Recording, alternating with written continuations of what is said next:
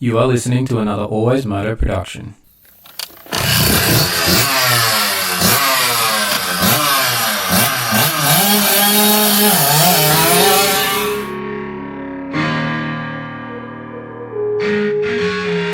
The AlwaysMoto podcast with your host, David Hogan. We talk moto events from around the world. All the injuries, all the training ins and outs, the bikes, parts and gear inspections. The results, we interview your favourite riders. It's the AlwaysMoto podcast. We occasionally have some coarse language and the odd stuff up along the way. If you don't like it, or you don't agree with us, turn it off right now. I'd like to remind you that he is not a doctor.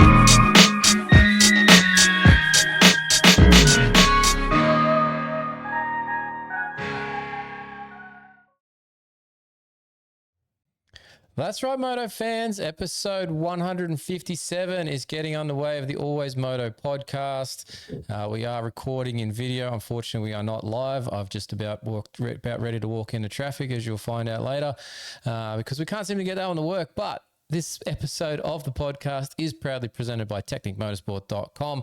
We're going to bring in our man here, the AlwaysMoto contractor, Ben Grinly. How are we doing, Benny? I'm all right. I'm here. It's here. It's time. Yeah. It's Australian Supercross Boost Mobile Australian Supercross Championship. It's the preview show we're trying to put together here.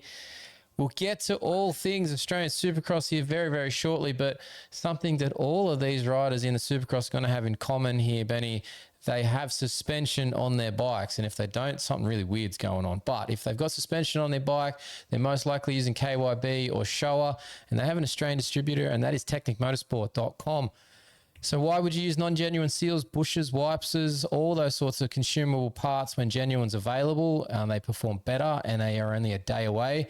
Head to technicmotorsport.com and order all those KYB and genuine Showa parts. Everything. They can also get your A-kit suspension. Technic has it. So check them out. They ship daily. They have a shipping calculator on the website. It's a pretty good thing.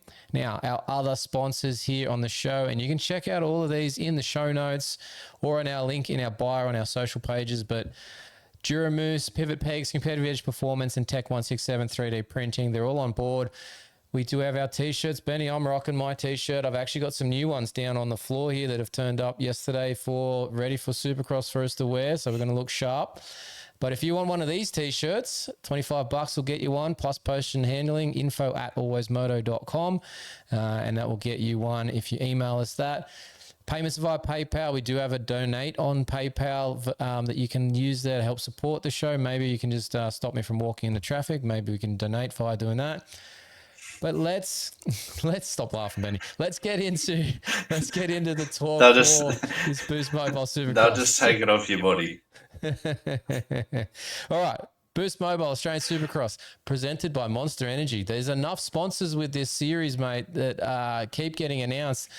It's quite the mouthful to get there through the entrance. Boost Mobile Australian Supercross presented by Monster Energy. Not to mention Yamaha, KTM, DeWalt, Shannon's Insurance, mate. The list of sponsors, they should have the most amazing event going because of these sponsors that are going to be attending. Yeah, it's really good to have all these.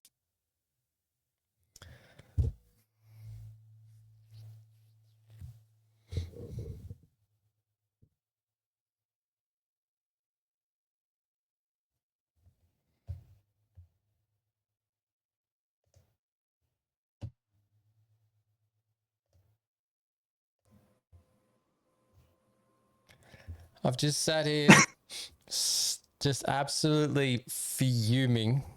Still recording. We are still recording. Everybody going to see this. I'm just about done with trying to make a production on video because I am going to literally go and shoot something, I think. It's insane how much stress this is causing me. Audio I had completely dialed. This streaming bullshit is a nightmare. But anyway, Benny, you literally said 3 words and cut out. Let's just not forget that we've been sitting here for an hour and I didn't cut out once. It just didn't want to work. I don't know what to tell you. I honestly do not know what to tell you. I've got I've got so much shit running to try and make this work. I had so much shit installed and I still can't get it to work. So I'm doing something wrong and I don't know what it is. But anyway, the sponsors of this Supercross, go. See how long you can last before it cuts out.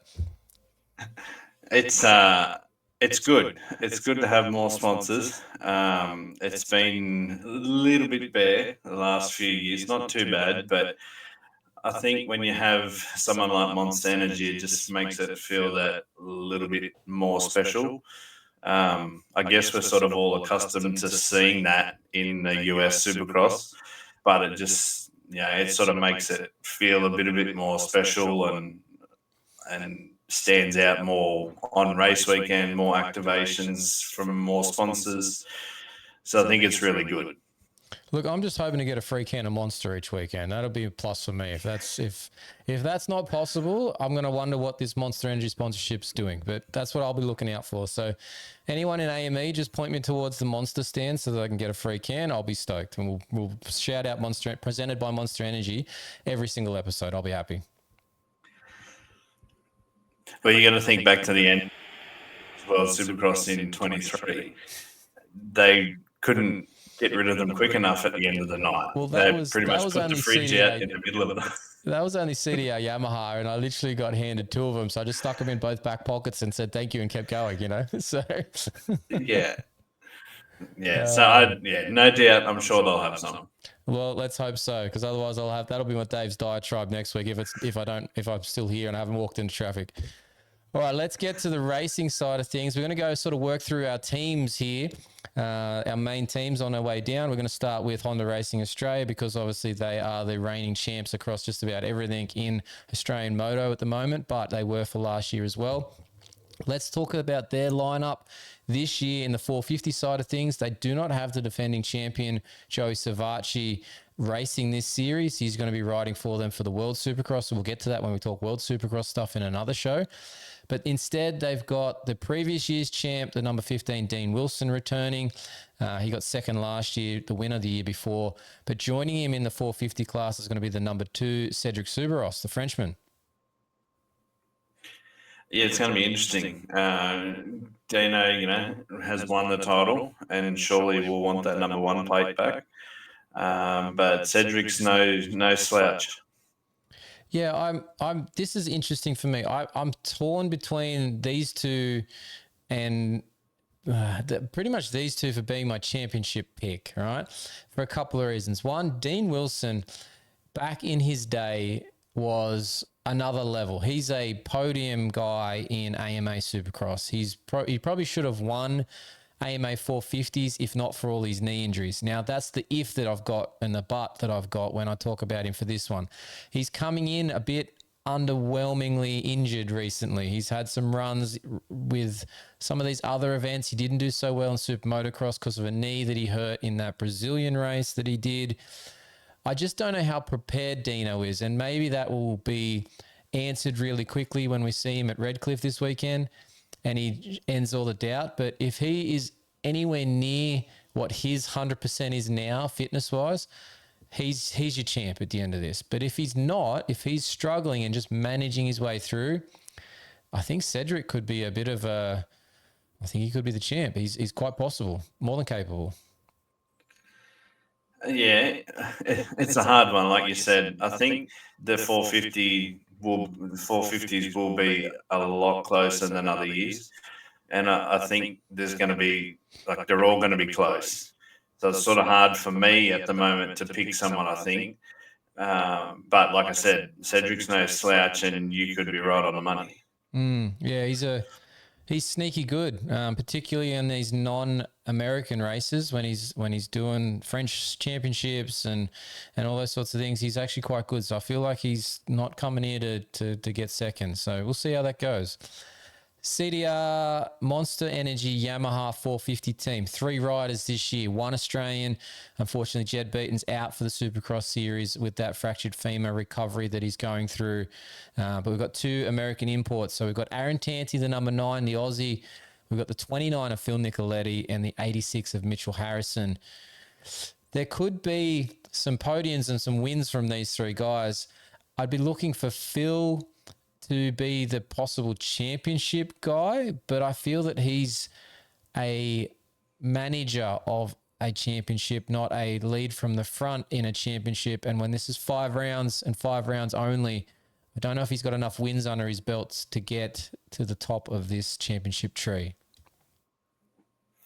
Yeah, he needs to perform on the 450. We sort of haven't really seen him on the 450 in Supercross that much. I think you're on the money with being in the championship, but I think it'll only be podiums. I can't see a win. He might get one, but I don't think he gets enough to be the champ. Yeah, and hopefully Tanti just gets through a season clean, no injuries, and just finish it. That's what I think everyone wants to see. It's harsh but fair comment there. Unfortunately, Tanti's run recently, as much as he did pretty much the whole season last year, he crashed himself a lot. And prior to that, with his couple of runs there in the US, attempts at the US, yeah, lots of injuries. Didn't finish the previous year's attempts at Australian or World Supercross there because they got stuck in Dubai after collapsing a bunch of ribs and a lung. So, yeah, not great. Mitchell Harrison, for me, is an interesting one. I'm not sure how well he's going to go on the Yamaha, having been on Cowies for the last few years. But he could be, a regular podium guy. He could get a win as well. I just don't know what to expect from Mitchell Harrison. So I'm interested to see what he's like round 1, 2, because unfortunately you've got to start this series pretty quickly with a double header there. You can get yourself behind in the points with only 3 rounds after that to make that up and to make many changes in terms of your setup and whatnot. If you're not spot on now, you're probably not going to be after the 5 rounds. You'll still be looking for it, I'd say.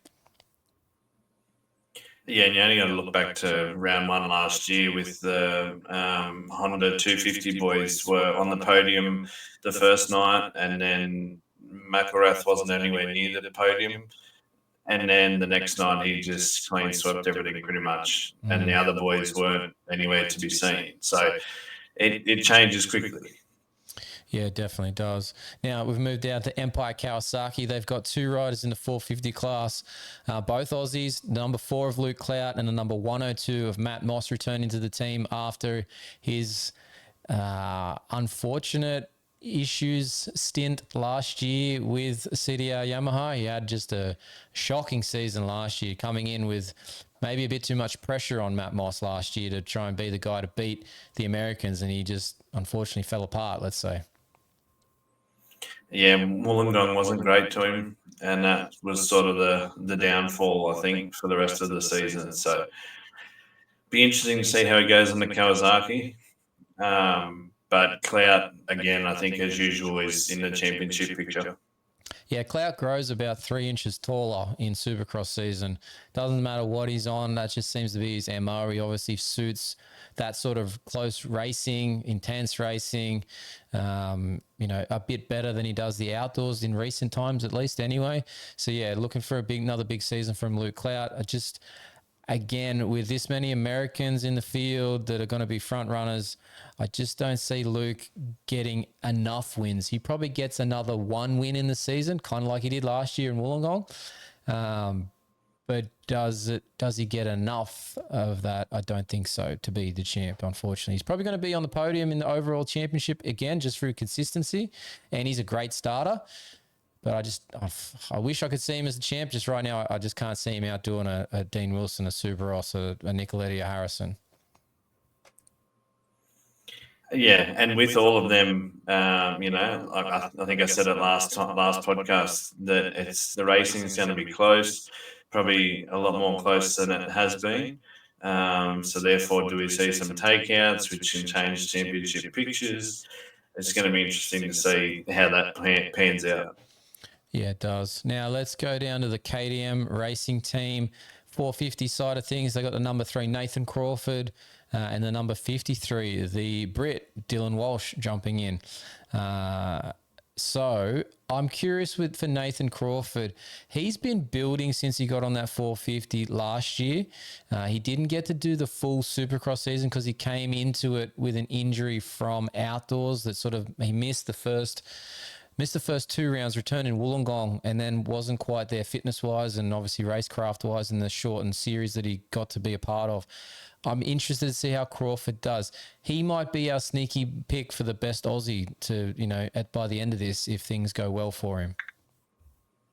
Yeah, and it'd be good to see him hopefully through a season as well. He's been pretty fast on outdoors on the 450, and I think that should carry over into Supercross, hopefully. Dylan Walsh, thoughts on him? I'm kind of a little bit near each way with him. He's a good rider. I'm not familiar with too many 450 rides for him. He's normally been 250 in the AMA side of things. So this might be just a bit of a step up all around for him. I'm thinking he's going to be top 5, but maybe 5th most of the time. Yeah, I think we just have to wait till after the weekend and see how he's gelled with the bike, how he suits the conditions down here in Australia instead of where he has been racing. Yeah, just curious on how that one will go. If he's 5 to 10, I'm not surprised. If he's in front of the 5, top, like if he's 3, 4, I'm surprised. So we'll see what happens. All right, some other 450 riders. We've got Zachary Watson returning I believe he's going to be on the Triumph team, but I'm not certain because I think they've got him down as a KTM on the entry list, but he was with that Rising Motorsport Triumph team. He was high up there last year in the results. He was actually just outside the top 10, but we've got a few riders from last year that aren't participating this year, so that would bump him into about 8th overall last season. So he's someone to notice. But then if we jump a bit further down our list, we've got Brad West is going to ride 450s this year. He's going to be the number 24. He's doing his own thing on a Kawasaki West Brothers racing team. Brad West could be a hit and miss sort of guy. He could be really good. He could be inconsistently good and bad. I'll be interested to see how it goes. Coming back over here, running your own team, it's a little bit different in all areas. But he could surprise us. But I'd say, probably 8, 15 guy. Yeah, I think he's an inconsistent sort of bloke. And I think part of that has been his fitness in the past. Like you've seen him run in AMA Nationals, run really high at times, but then not be able to finish off the moto with a solid result. So obviously these races that we have here for the Australian Supercross are going to be a lot shorter. But yeah, whether that intensity is an issue for him from his fitness side of things, maybe he's just been he has been seemingly quietly working for quite some time on this one. He was at Washougal when I was there and didn't look anything great at that point. But again, bike change. He was in a Yamaha over there. He's on a Kawasaki here, motocross to Supercross, back in Australia, back in his home area, doing his own training. Could be interesting. But privateer-wise, I've got a couple listed here that to keep note of in the 450 side of things. Obviously, the best privateer from last year was Hayden Melross. He was 6th overall in the championship. He's back for another gig on his own run.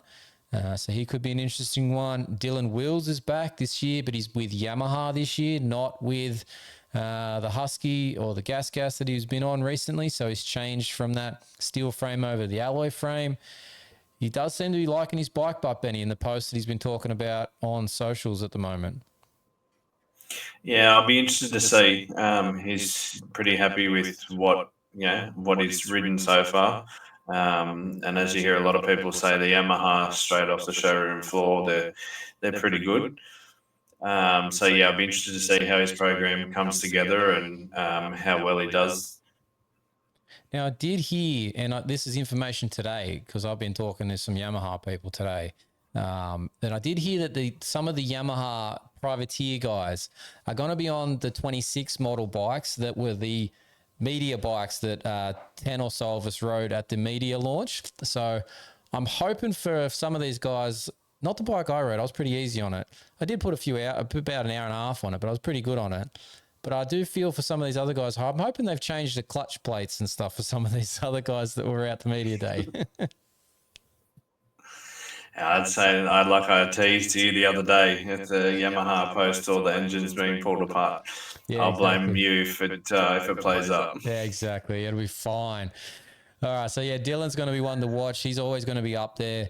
If nothing else, he's spectacular, particularly when he drags a peg up the face of a triple in Marvel Stadium like he did last year. So let's hope he does some nasty scrubs, but not quite the peg dragging one that he did in Melbourne last year. Another one on our list, Jack Mather, Luke Zielinski, who we had on the podcast last week. He's going to be an interesting one to keep an eye on. He should be in that top 10 sort of range. Caleb Goulet, he should be in that range as well. He's going to be on a gas for, what is it? Something, I think it's Car Brothers, isn't it? I think he's riding for. I'm going to probably have got that wrong. Apologise for that. Is it Elliot, That's the one. Thank you. Or something? Yeah. Yep. And then another man who's been on the podcast here, and I was teasing that I wanted his jersey for the studio by the end of the season. Elijah Weesey is going to be on that number 82 Kawasaki. I'm sure he'll have a pretty good-looking bike from a presentation point of view. How fast he'll be. Let's hope he just makes some mains this year. Yeah, his bikes always stand out. The setup always stands out. It's where he is in the pits, and some people have just got that touch. I did see today though that he had a bit of a trip to Indonesia a few weeks ago, so it'll be interesting to see how he pulls up from that. Yeah, that was a bit of obviously a lot of these guys will have had some sort of bump in their preseason with a crash, and just how recent it was and how bad it was might slow a couple of them down in the first few weeks here of the season. But hopefully once the adrenaline kicks in when that first gate drops, he forgets all about that and just goes to work. But Elijah's problem so far in the last few seasons has been just he crashes in the heat races and he doesn't seem to make it through because we haven't had LCQ races. And by the looks of the numbers, and I think if I counted correctly, we had 24 riders for the 450 class, 28 for the 250 class.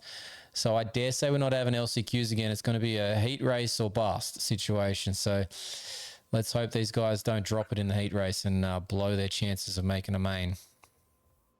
And just note to Elijah that all cameras will be away. Maybe. All right, let's get into the 250 side of things. So let's go back up to our championship winning team from last year, Honda Racing Australia. They're going to have the number one back, Shane McElrath. Now, I thought he was going to the World Supercross side of things, but there's been a change in one of our dates from where it was in November to where it now is in October for the third round in Cronulla. We still have one race that is a double up, and that is our final round in Adelaide for the Australian Supercross with the World Supercross round in the Gold Coast. Now, I'm not sure, Benny, what he's planning to do here, but I believe he's running both class, like both series, obviously to a certain point.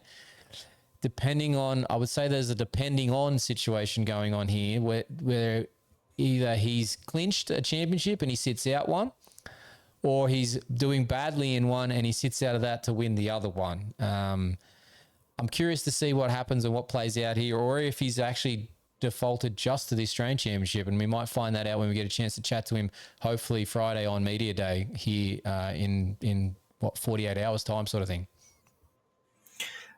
It's probably a pretty hard decision for him. He is defending champion in both series. So it just depends, I guess, which one, he's doing better in as to the one he finishes.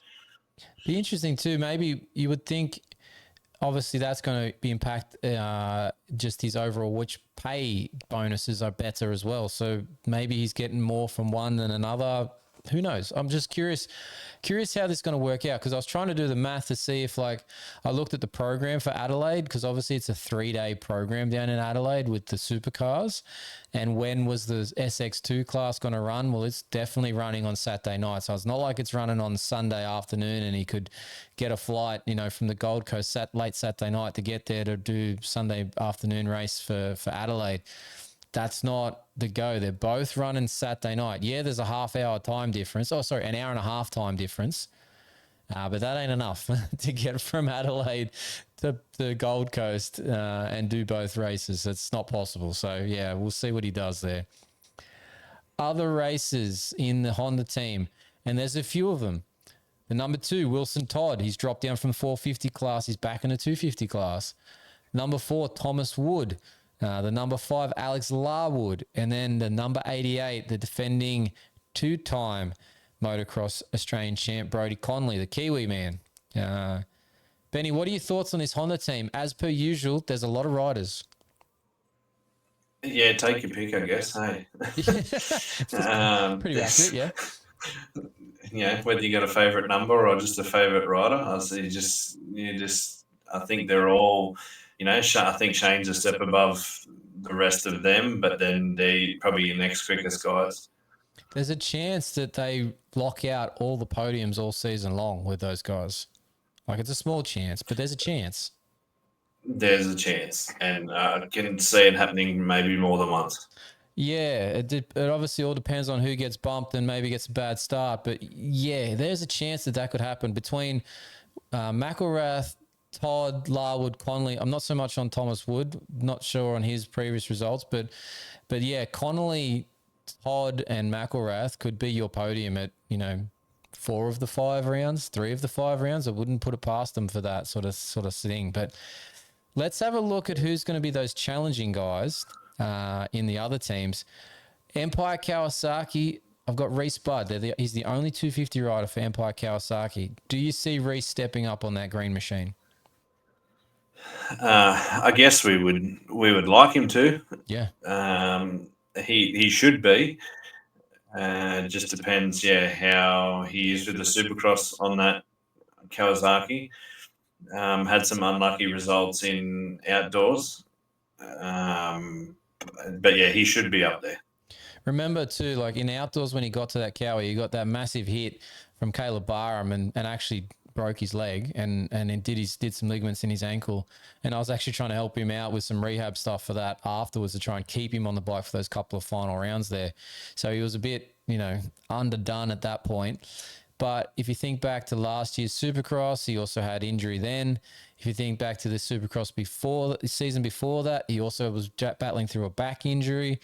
He hasn't had a solid run in recent times, but at least from what I can see since that injury in outdoors when he got hit, he's been injury-free from what I know of up until now. So I'm hoping he's had a solid Supercross preseason, and I'm hoping he's gelling with the Cowie, and I'm hoping he's one of those guys that breaks that Honda podium, lockout that we're just sort of talking about.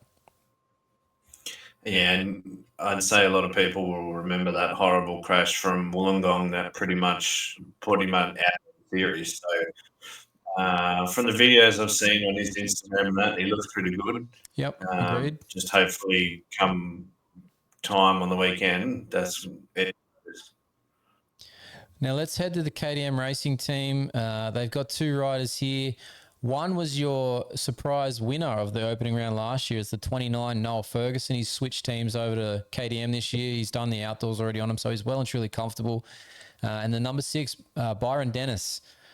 Do we see much from either of these two? I think Ferguson is a potential podium guy, maybe a race winner, but he's got to get through McElrath. Yeah, I think if he stays on 2 wheels and keeps it tidy, and there's a few little mishaps in outdoors, as long as he keeps it tidy and performs like he did this year, last year, first round, maybe he's got some good vibes coming back into the stadium from that Saturday night. He should be up there. Yeah, I think you surely got to think he's walking in confident after last year's efforts there in Redcliffe. So hopefully that is a little boost for him heading into that opening one. Now, if we go to the Yamaha side of things, obviously the CDR team is only 450 side of things. They've got their separate setup here. Monster Energy Yamalube Yamaha team is the 250 side of things. I believe 3 riders. We've got the number 7, Jace Cosford. We've got the American import, the number 9, Lux Turner, and the 21 rider, Kingsford. Now, I think Kingsford and Turner are the potential mainstays up on the podium. Kingsford's going to be looking for a massive step up in Supercross this year. because he's one of those kids that wants to try and get to the AMA. Yeah, and he's been pretty quick in the previous years. Had some bad luck at times, but definitely, will want to push the Honda guys. He was behind Brody all outdoor season, so I could see him, being thereabouts in Supercross. Yeah, I feel like he had that little issue as well with an injury. I think it was his thumb or his wrist or something. He had something there end of Supercross last year as well that sort of just slowed that up a bit when he was starting to build on to potentially some podium and maybe that first win. But his outdoor season was pretty good, chasing Conley around and getting a few moto wins at times. So, yeah, looking for him. But I think Lux Turn is going to be a potential surprise packet here. He's not on the level of a Shane McElrath in terms of past history and results-wise in the AMA, but he's on the other end of the age scale. So he's on the up aspect of his career trajectory, and maybe this is where he builds into something a bit more impressive. But he's been in the right areas in the AMA in the last year or so. He could be pretty good down here. Yeah, I'd definitely put him on the podium. Every weekend at least. I think he's fast enough to be there. He did pretty well in Supercross this year, AMA. So I'm sure that if he's good enough on the bike and used to it by now, he should be there. Now, the other Yamaha team that we've got is the WBR Monster Energy Yamaha team. Now, they've got the defending SX3 champ who's moved up into the SX2 class, and that's Seth Birchall. Now, this is his rookie season in the SX2, MX2 classes across the different series. Not expecting massive things from Seth, but I feel like he could be a top 5 guy occasionally. But he's going to spend a lot of time learning this season from the big boys. Yeah, I'm sort of more on wait and see how it pans out, because he could come out and surprise us, or it could be sort of exactly where you think and just a learning phase.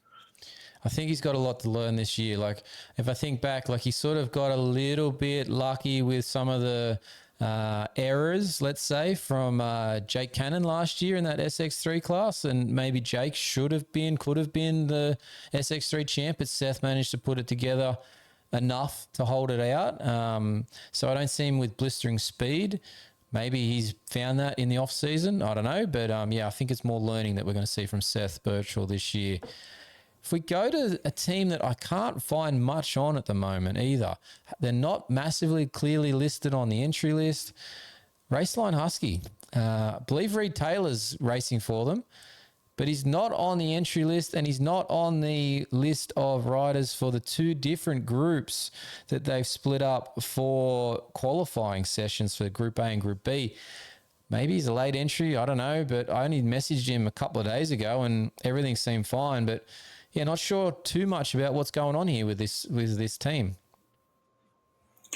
Yeah, I've only seen videos of him training on the Husky.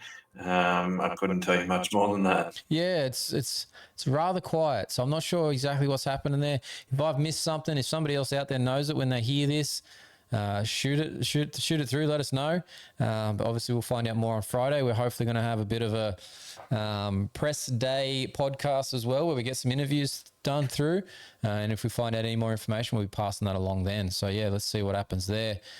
In terms of some privateers for the 250 class, and this one I'm not sure, I wasn't even realizing or thinking of, but the one I just mentioned there about that SX3 rider, Jake Cannon, he's in the SX2 class. He's on the entry list on a Cowie, but there's no social posts, nothing of it. I don't know whether maybe he's getting help with Empire, because he was with Bud Racing in Europe for the EMX 250 class. So I just don't know much about what Jake Cannon's program looks like this year. Yeah, I haven't heard anything either.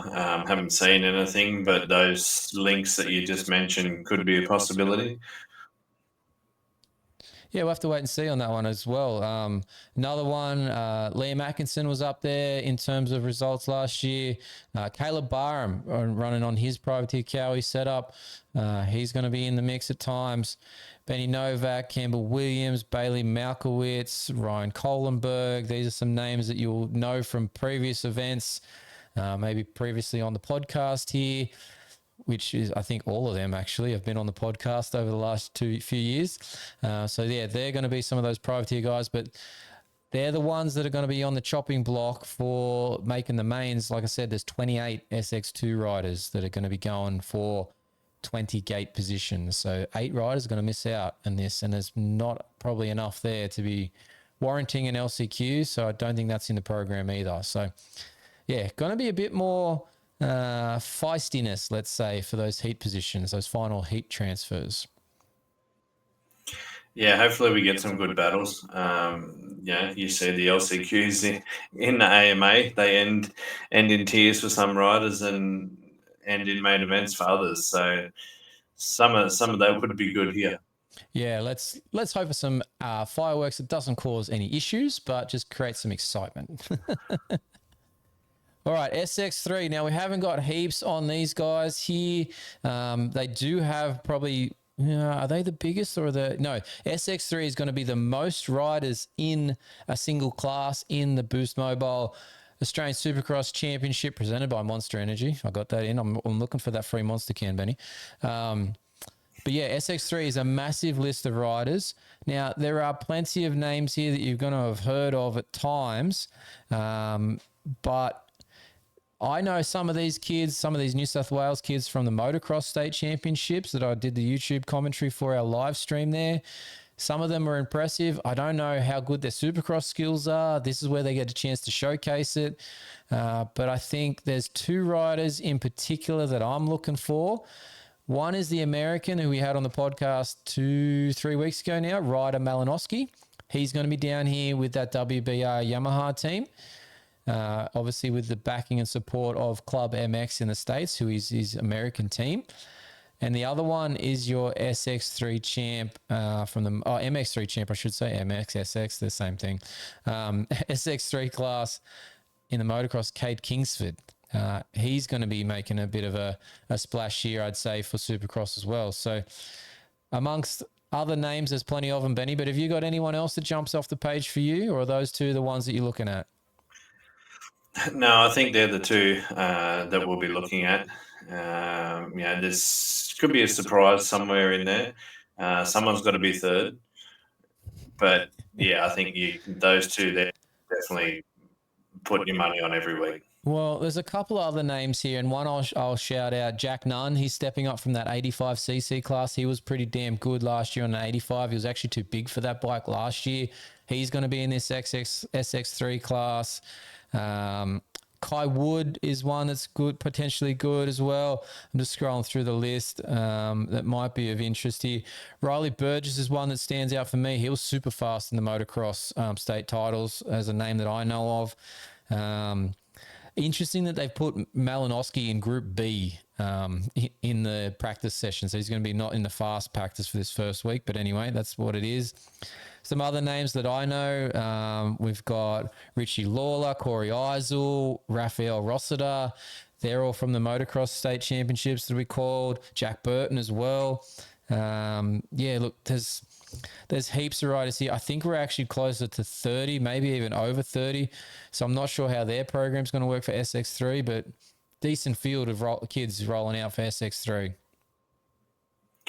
Yeah, and it's good to see. It's probably shouldn't say this, but those first practice sessions are definitely something to watch each weekend. With the learning of the track and the skills that they're obviously up to the standard of MX1, but it's definitely something to watch. But to have good numbers, it leaves the sport in a good state for the next few years to come.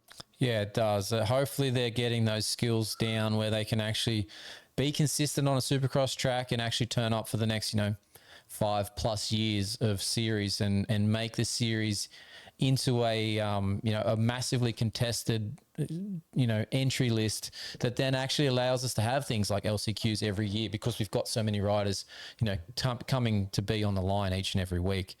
We've got the 85cc class as well. Again, I'm not familiar with heaps of these names. A few of them jump out because of that motocross state titles as well, and from previous years' results. One rider I'll shout out, Tyson Williams. He was okay last year in the championship. He's back. He is one of the older and probably bigger kids on the 85, so maybe that his size won't do him any favors, but he should be pretty good. We've got a Townley, not the one you're thinking of, but we've got Jaeger Townley from New Zealand, obviously Ben Townley's son, coming through on the 85. He's going to be here doing that series. Who else we got? We've got a bunch of the New South Wales kids that I know here as well. Oliver Rex, Darcy Houston, Liam Millard, Maxie Harris, Ollie Chandler, Blake Bohannon. Benny, I don't know if you've known this kid. He's a tiny little dude. He rides an 85. He rides a 125 Yamaha for the Yamaha development team. He's pretty quick, but he's a tiny unit. But it'd be interesting to watch him on a Supercross track, I think.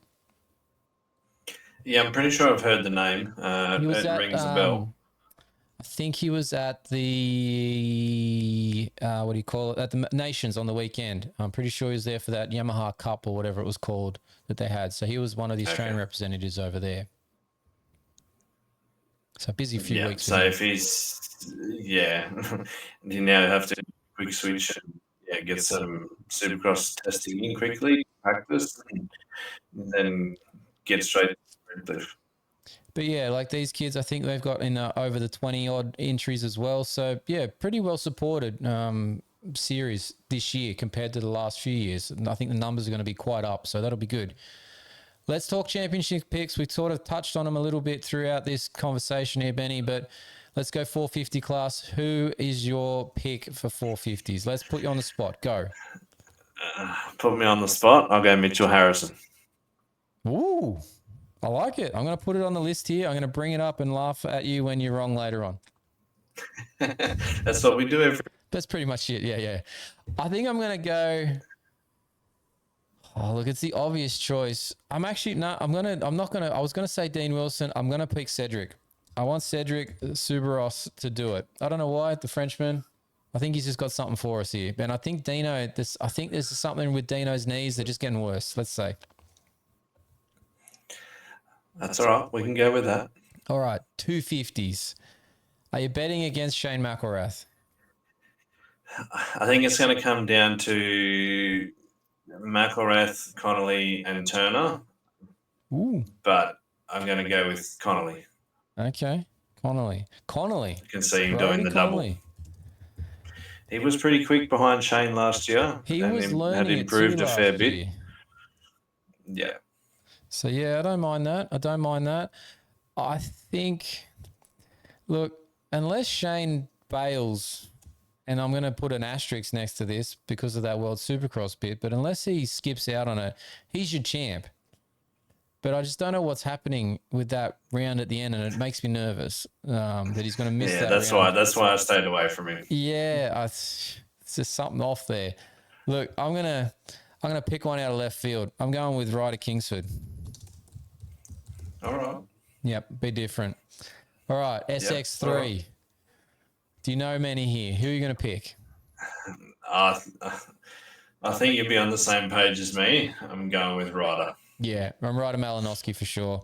I think that is the obvious safe bet. He won the Supercross Next program there in the States, I think, and he's got a few Supercross experiences. He's obviously riding with Club MX, so he's got plenty of exposure to Supercross tracks.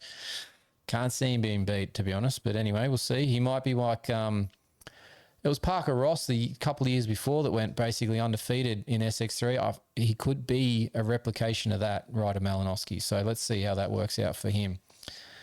Do we put down an 85 championship list here, or do we just let them work it out themselves on the track and not put any pressure on these kids? No, I think we let them work it out themselves, and maybe once we see 2 rounds, then we could maybe see how they go and have a pick next week. Yeah, look, I'm keen to see some of those New South Wales kids to get through, see how they go. But yeah, I don't really have a pick. I don't know well enough any of the others.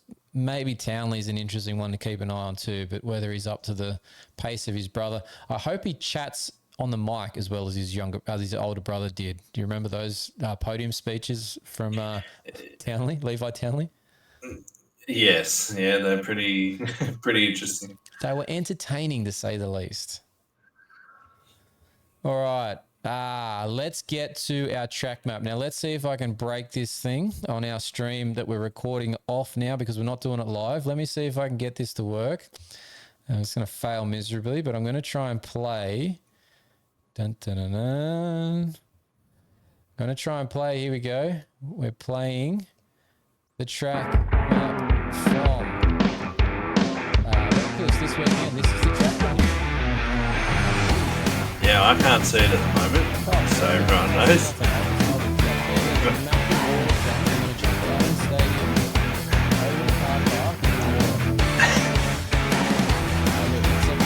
That's good.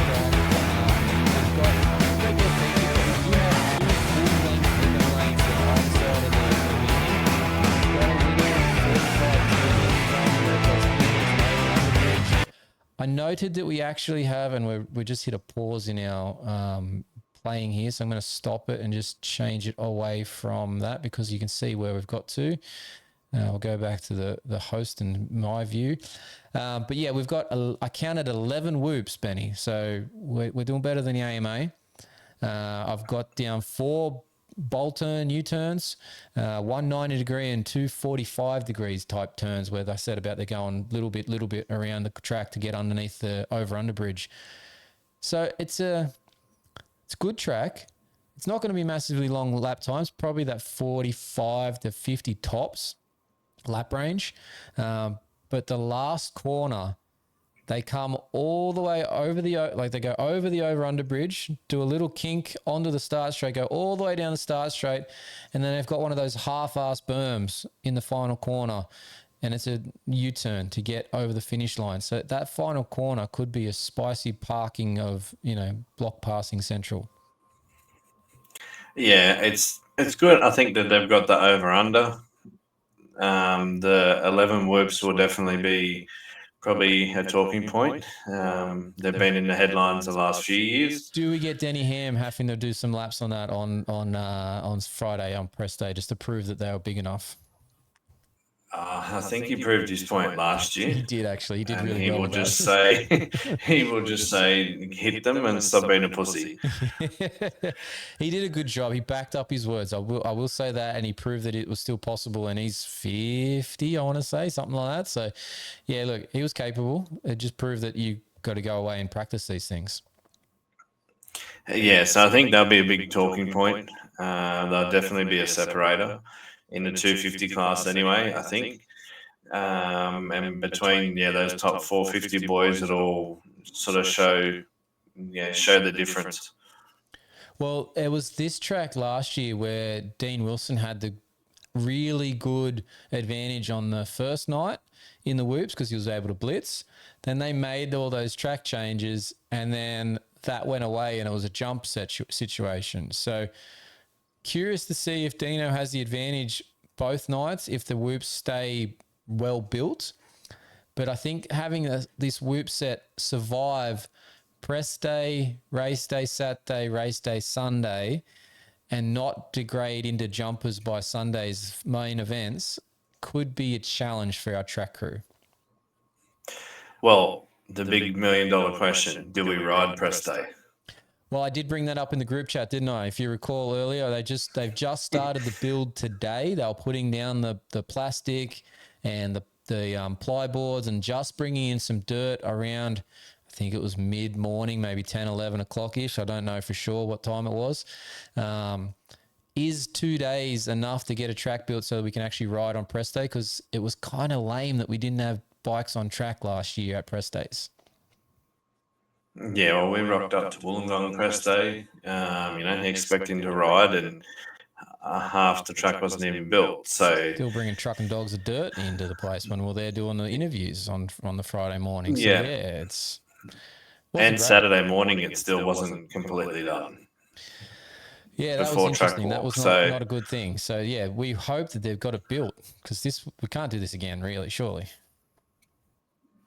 no, and I think it's good for the media. It's good for the riders to get out there.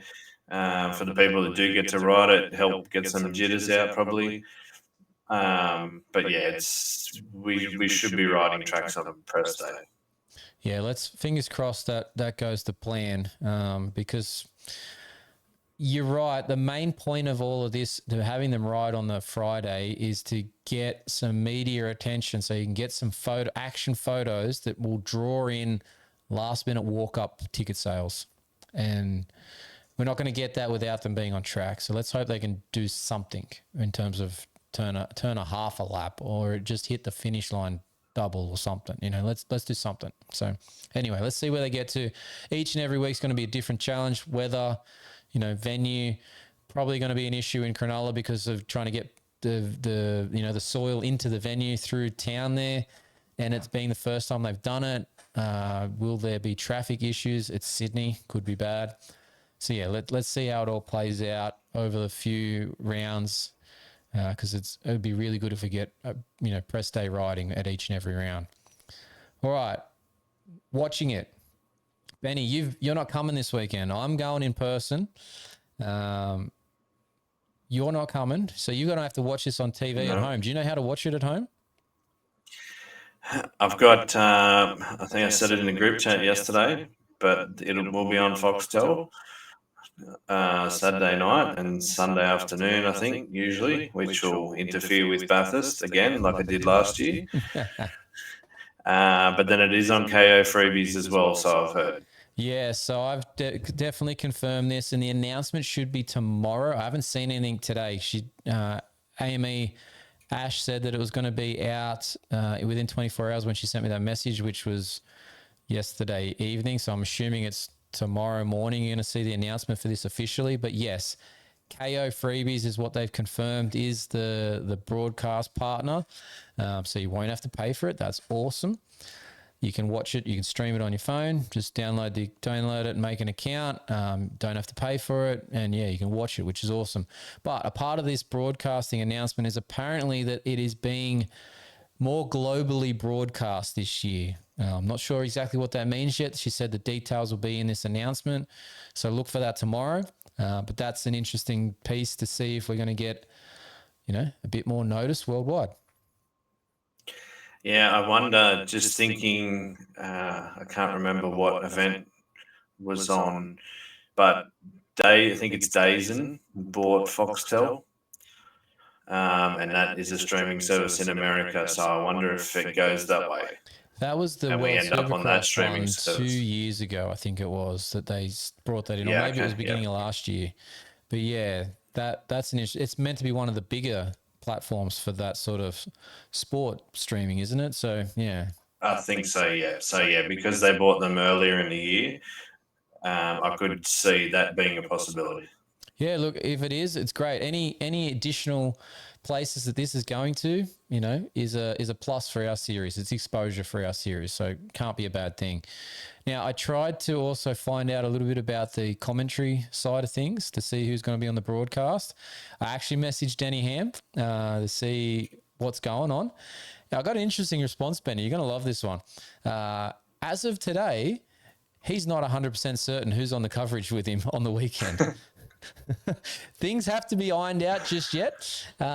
He said they've got some meetings to be done yet for the TV crew, and he'll know more closer to the weekend, which we're recording this on Wednesday night. I don't think you can get much closer to the weekend and have to be, doing a job and, get prepared for it. But anyway, he seems to believe that it's the same crew as last year, which would make things easier, obviously. He believes it's going to be himself, Justin Brayton, and Trent Maher doing the podium on-ground interview style thing. So shouldn't be too much. They've all worked together already.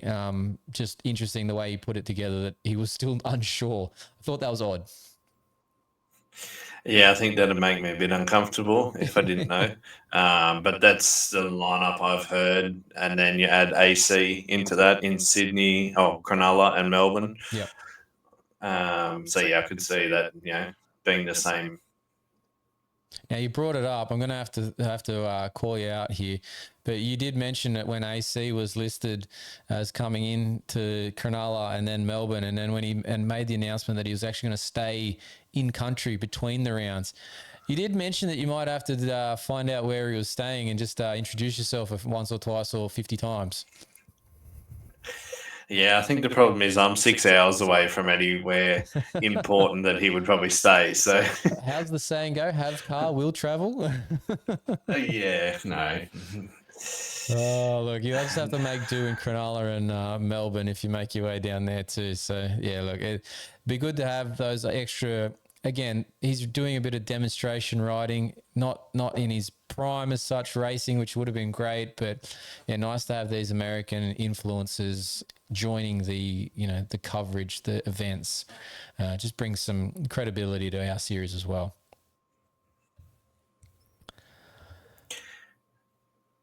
Now, Benny, we're going to do some weather updates here in a second, but depending on the weather that you get in this venue, you might want some nice sharp pegs to stand on. Pegs are important in mud events. And I'm bringing this up for a reason. You'll get to it in a second here about the weather, but maybe you just need some super wide new foot pegs for your bike. And maybe you just want some to reduce the boot wear of your soles. Then you need pivot pegs. That's pivotpegs with a Z.com. They've got them for all off-road bikes as well as adventure bikes. So if you're on an adventure bike out there, check them out. They are awesome pegs to use on your motorcycle. Now, Benny, I brought up some weather here. I've got a weather report. Saturday, 21 to 26, mostly sunny. Sunday, 20 to 26, rain. There's a chance of rain. It's expected to build up from 2 p.m. onwards, with the peak being around 5 to 6 p.m., which is exactly main event time. Now, it does say 50% chance, but the line was going this way. So, which for those listening and not watching on the YouTube, which if you're not watching on the YouTube, you should be subscribed. But I was pointing upwards. So, could we get a spanner in the works on Sunday afternoon? We could. I haven't actually looked at it, so I'm glad you brought it up. But it'll be very interesting. We have had some pretty decent wet supercrosses in Australia, but I'm trying to recall one recently, and I'm struggling. Yeah, I can't really think of one. So this might be the first for a few people in terms of, having that. Obviously, every one of these guys that's racing this event would have raced an event in the mud. But have they raced a supercross if it got to that in the mud, if it rains enough? Now, I don't think it's going to rain enough, but it might just be enough that it's a slick track, which I think they had a little bit of sort of same thing last year, did they not? On the second, maybe it was it must have been the second night. Maybe I'm just talking out my butt. I don't know. But yeah, it might be an interesting change up if that does occur. It did sprinkle during the day in Wollongong, and we were meant to get rain that day, and that made it a bit slippery. But I can't remember Redcliffe having any. Yeah. But it is a possibility. It's possible, maybe. But anyway, might make something interesting. Nothing might happen. Maybe it comes in later. Maybe it doesn't come at all because the weather can change. You got to remember these forecasters don't really get anything right. So let's just see what happens when we get there at the venue on the day. So, all right, that is our Supercross our Boost Mobile Australian Supercross Championship presented by Monster Energy preview of this 2025 season. Now let's talk some upcoming events as we close out this show. Obviously we've got the Supercross at Redcliffs kicking off round 1, round 2 this weekend, 11th, 12th of October. Also this weekend in Gympie, so also in Queensland, the Australian Enduro Championships round 11 and 12. The final rounds of that championship are going on as well. So they'll get some national champions crowned in the Australian Enduro Championship this weekend.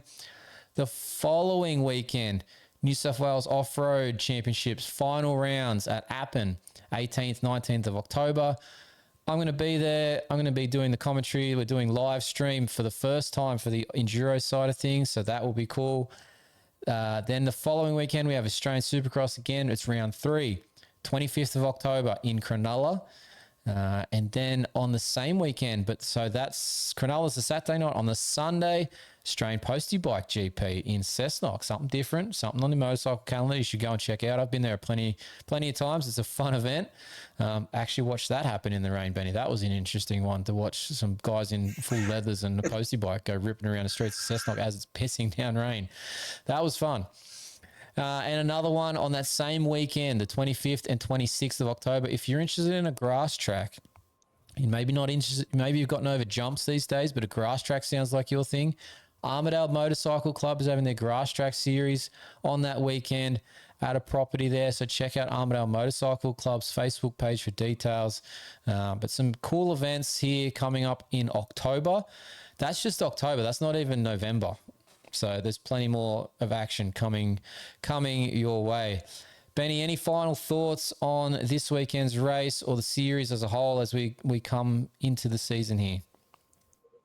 Well, I've got one question for you. Oh, yeah. We talked about race numbers last month. Yep. Are you happy with Ryder's number? Ryder Malinowski's number? What number did he take? I haven't actually seen it.